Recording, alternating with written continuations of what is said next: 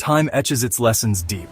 Life is long, long enough to stumble and rise again, long enough to break things you never meant to break, to hurt people you love and regret it later.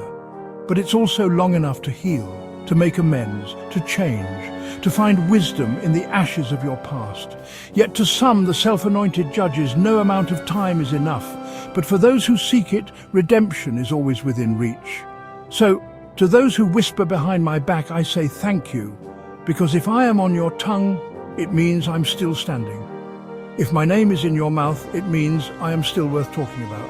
And if my past is your greatest weapon, then you have already lost. Because I am not my past. I am not my worst mistake. I am the man who chose to rise anyway. There will always be people watching from the sidelines. The haters, the judges, the so-called righteous. They pray in public but serve no one in private. They carry the Bible in one hand and a stone in the other. I have made my mistakes. I have owned them. I have looked in the mirror and faced every demon that stared back at me. Can they say the same?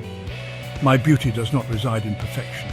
It is not found in an unblemished past, in a life untouched by hardship, or in the comfort of sitting in judgment over others. My beauty is forged in fire, in the struggle, in the countless times I have fallen and risen again. It is in my imperfections, my wounds, my failures, and my relentless belief in hope, reinvention, and the power of redemption. I have lifted up the broken, not stepped over them. I have sat with the hurting, not judged them from a distance. I have walked with the addict struggling for sobriety, the felon desperate to be more than his past, the marginalized fighting for dignity, and the individuals who have been told they are unwelcome in God's grace. And I have spent my days trying to make the world better, not just talking about it. Can you who judge say the same? I thought not. To those who know what it means to fall and rise again, you are my people. To those who fight every day to be better, even when no one claps for them, I see you. To those who have been broken and risen again, I am with you. I have learned this much. The ones who have truly lived, truly suffered, truly lost, they do not judge. They extend hands instead of casting stones. They understand that redemption is real, that grace is not just a word, and that love means nothing if it is not given freely. To those who refuse to be defined by the worst thing they have done, I stand with you. Jesus made it clear that righteousness was not found in self-proclaimed holiness, in empty prayers, or in public displays of piety. It was found in love. For when I was hungry, you gave me food. When I was thirsty, you gave me drink. When I was a stranger, you invited me in. When I was naked, you clothed me. When I was sick and in prison, you visited me.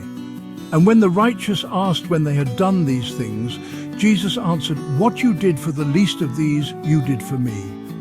But to the others, the ones who refused compassion, who turned away from the suffering, who judged instead of lifted, who condemned instead of embraced and forgave, he had only this: "Depart from me, you cursed, into the eternal fire prepared for the devil and his angels."